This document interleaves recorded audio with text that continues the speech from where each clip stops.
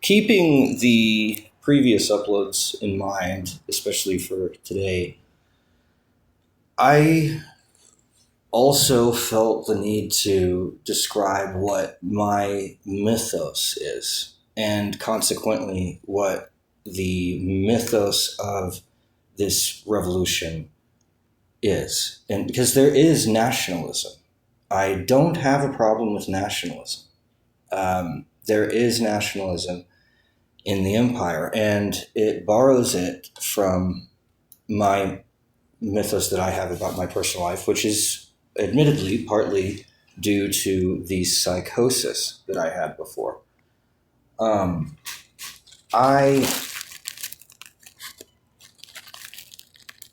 I had, in fact, let me address that. I just noticed the difference between my psychosis and my religious beliefs, because they aren't interchangeable. Religious beliefs are not inherently psychotic. It's the difference between a psychotic episode and a religious experience is the psychotic episode is disintegrated. It's an error. It doesn't go anywhere. It doesn't build into anything integrated. You can't logically validate it. It makes no sense. It's just a mess. It's just a mess of silliness. But if you have a religious experience, it will go along with everything that you believe in. It will have a religious significance. It will have meaning that it unfolds over time and is consistent with what you believe in over time. And a psychotic episode is sort of a break from that. It's like, well, some weird thing about the CIA or something unrelated to religion, or it will be, if it is religious, something that is outside the limits of what you currently believe, what the person currently believes. And basically what that means is a psychotic episode is illogical or logically invalid or inconsistent with the person's belief structure, meaning there isn't a grand story or a narrative that ties it into everything else that has happened to them in their life. It's like it's its own thing off somewhere else, to the point where the person actually changes. If their locus of control centers on that psychotic break, then their life will disintegrate and their identity will disintegrate. They won't have one main character inside of one story anymore. They'll have a slew of characters and objects interchanging with each other. They'll have relations that are so bizarre or so inconsistent and so chaotic that they can't be described, let alone predicted. The psychotic episode can't really teach you very much except through error, what to avoid, but not directly. You can't really directly use it because it doesn't fit with anything. It's just sort of its own random occurrence. A religious experience goes along with what a person already believes. It follows a story. It takes the same main character, the person that's experiencing it, across time, and doesn't change that character, doesn't fundamentally alter that character to turn them into someone else. Because you'll notice, and I notice this in my own life, when a person goes through a schizophrenic episode or a psychotic episode and they lose their shit, right? They end up on the street, or they end up in jail, or they end up dead, or they end up in an institution. Same as an addict. They used to say that all the time in rehab is the only three places that you can go outside rehab and not get clean is prison, death, and an institution, mental institution. Those are the only three other places other than rehab that you can go as an addict.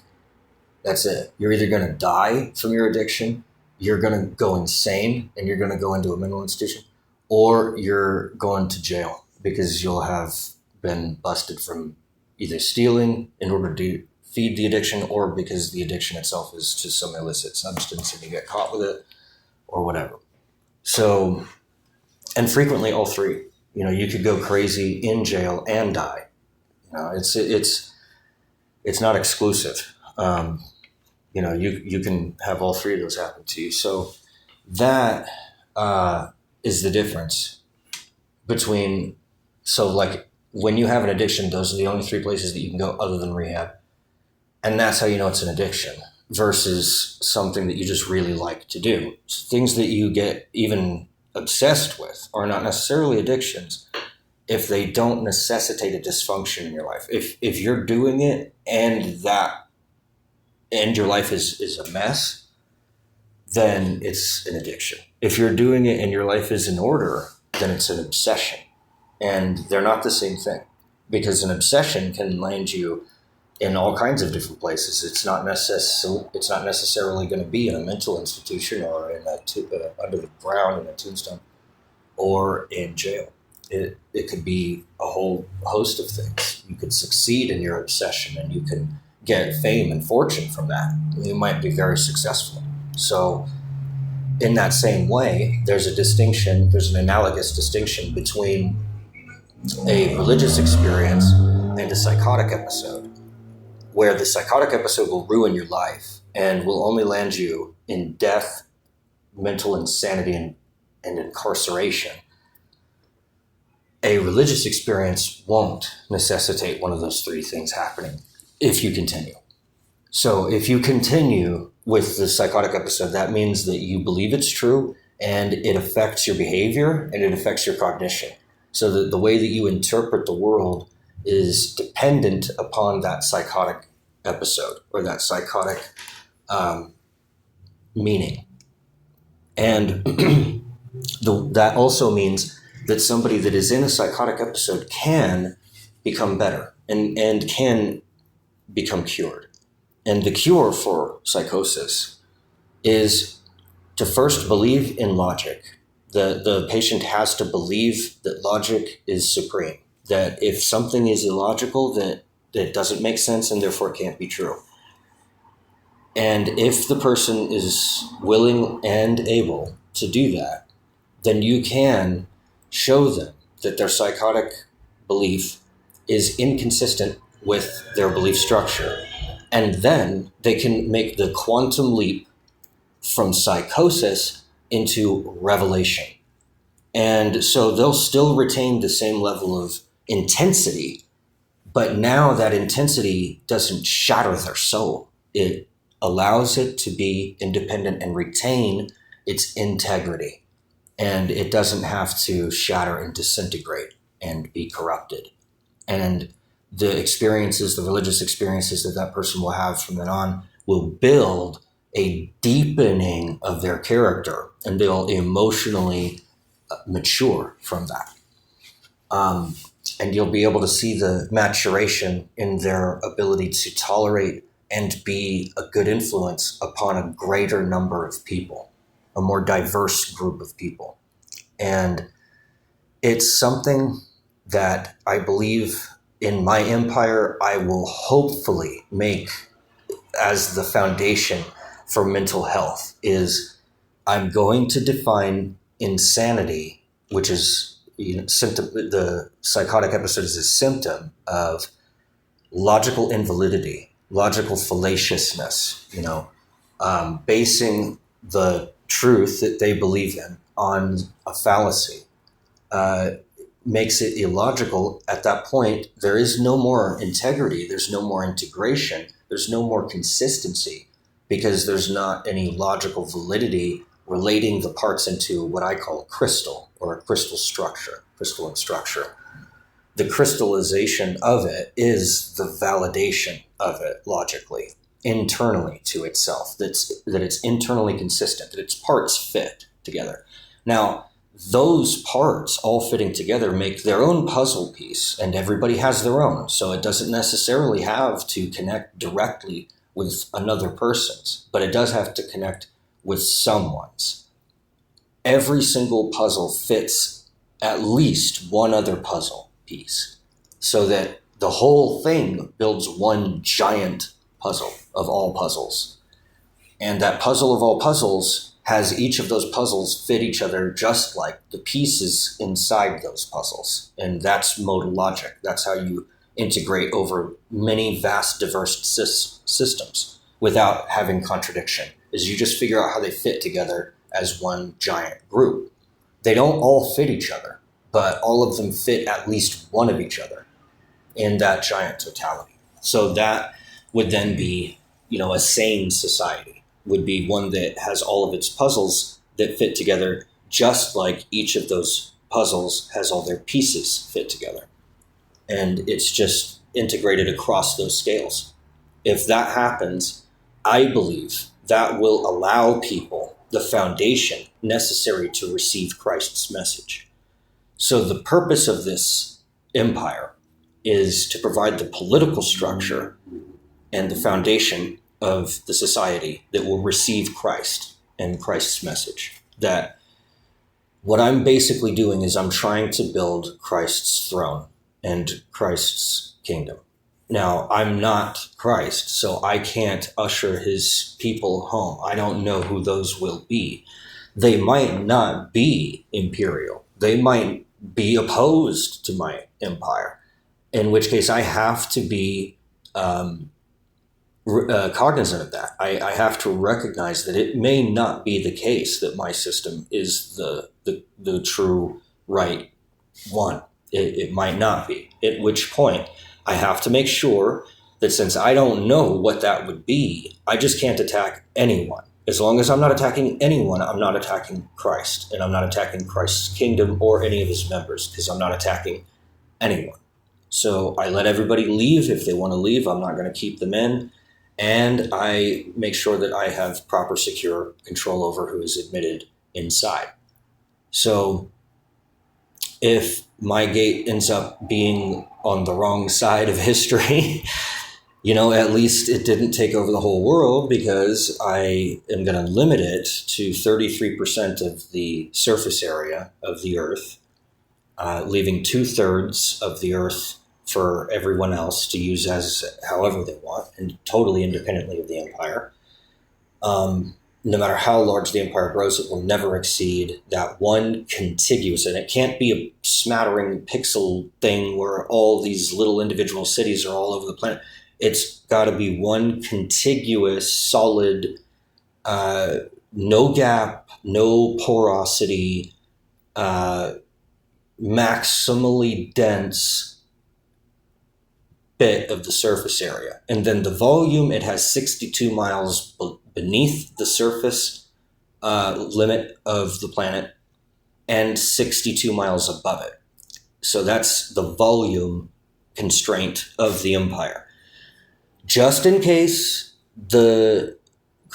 Christ comes home to some other area, in which case I don't have to worry about him having to destroy my system, because my system won't be a threat, because it's not a threat to anybody. It's just going to hang out. And it's going to hang out in this one area along the equator in the Atlantic Ocean.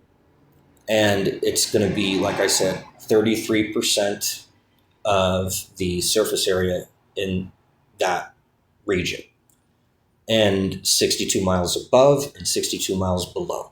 And that's the limit. Everything else is untouchable officially by the empire, meaning the individual citizens can do whatever they want, but they cannot make any decisions that are contingent or dependent upon the empire.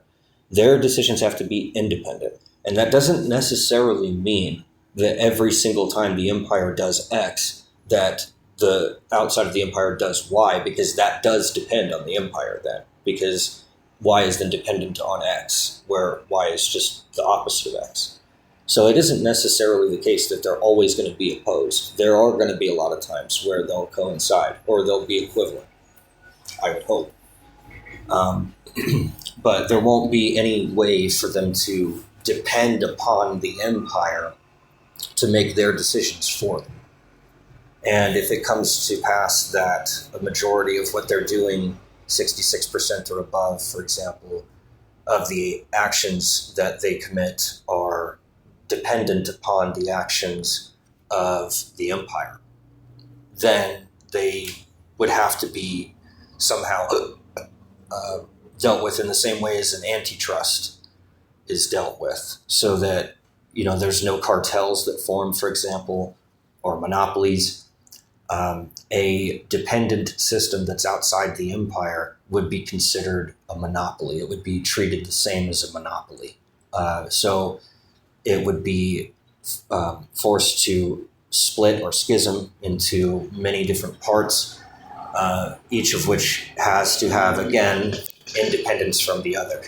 So if we end up with the same answer, the solution is to then kind of basically just shatter it and let its pieces become disintegrated from each other, and then from those pieces, hopefully something novel will emerge. That's kind of how we deal with too much uniformity there.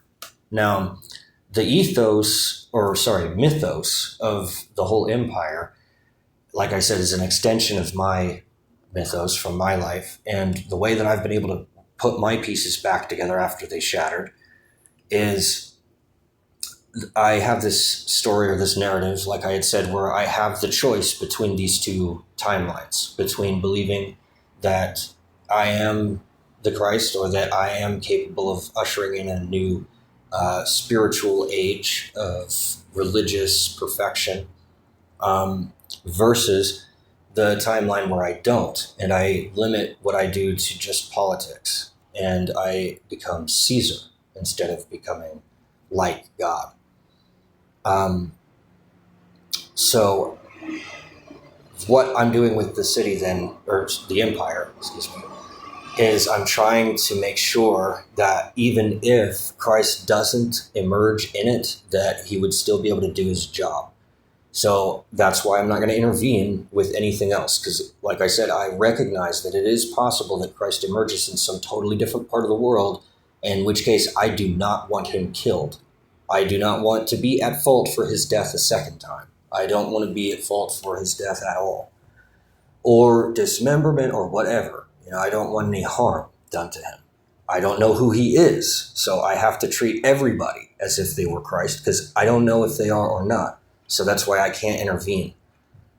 But what I can do is I can offer freedom to them. If they want to come over to the empire, then they should be given a chance. As an asylum seeker, they would be given priority. But if they're just a normal everyday person, they should still be able to access some way of getting into the empire.